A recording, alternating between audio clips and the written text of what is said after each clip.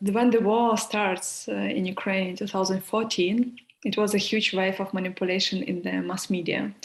Like, first of all, it was photography used for the different provocations, for the different way of the put different focuses a little bit far from the war or manipulated by the stories, because like how we know this war started from the message from Russia that there's no Russian soldiers. So of course, like that was important, like to search and like to collect this evidence and really like to fight also on the media stage, on the media platforms. And like I thought, okay, what can I do like for my country and like for what I can do like for this process?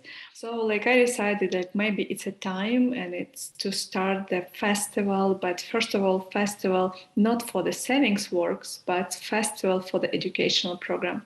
And we are trying every year like to focus on one topic, but like the topics and the themes which we are working, it's always reflection on the political social situation in our country or in global. It's always like we are trying like to reflect, because like we see that like the festival is not only like to show the beautiful images, it's not only to show the fine arts, but like first of all it's like the media to talk.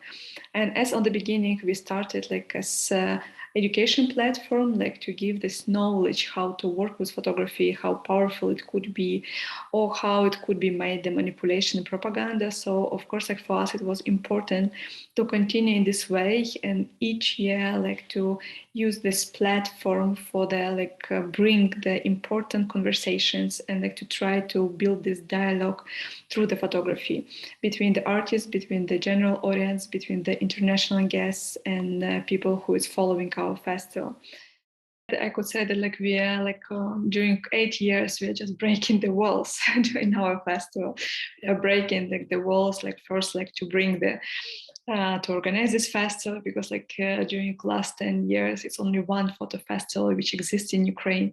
Then we are breaking the walls because our content, of course, it's we are trying to work with different visual narratives. We are working as with the contemporary photography, but also with documentary photography, vernacular photography. So of course, for the some audience for who has more traditional tastes, or who has more traditional vision, some of our materials looks kind of provocative.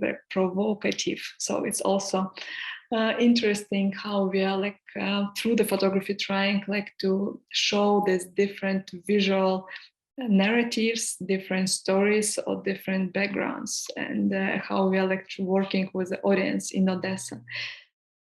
Always was important that our festival will be the platform of meetings, which mean not only people who is coming to the festival, but also to show photography from the completely different countries. So every year we are trying to really focus and to show different photos from around the globe. And in this case, it's really nice to see what the people are worried about, how they're using the cameras, how they're using this media, what they're trying to tell, and how they're trying to show their topics. And then it really brings this huge perspective to see how the photography developing nowadays in the world in general.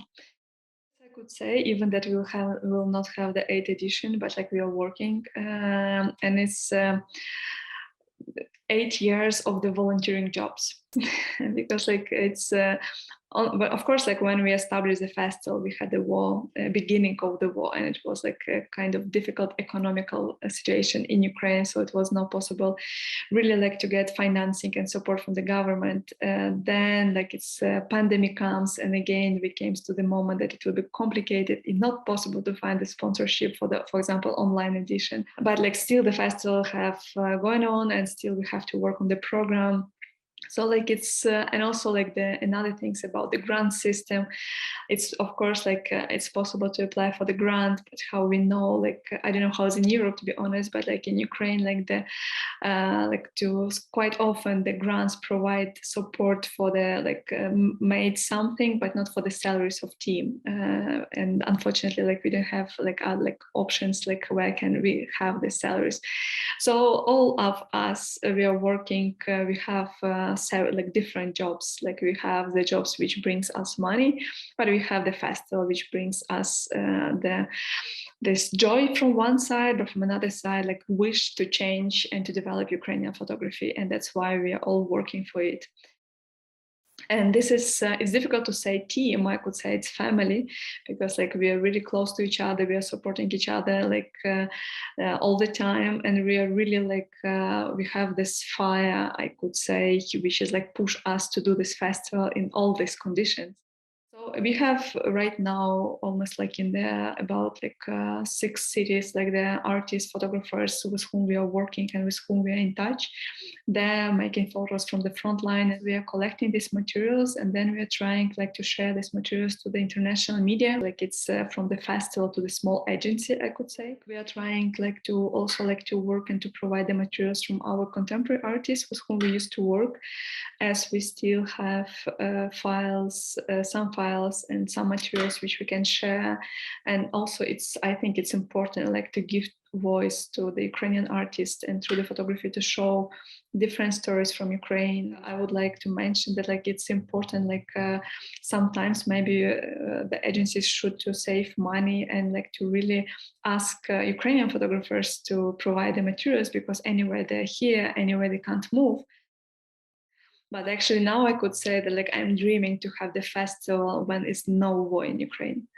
And this is like the first things which I really, really like want to make the festival in the peaceful country, like which stays in our own borders.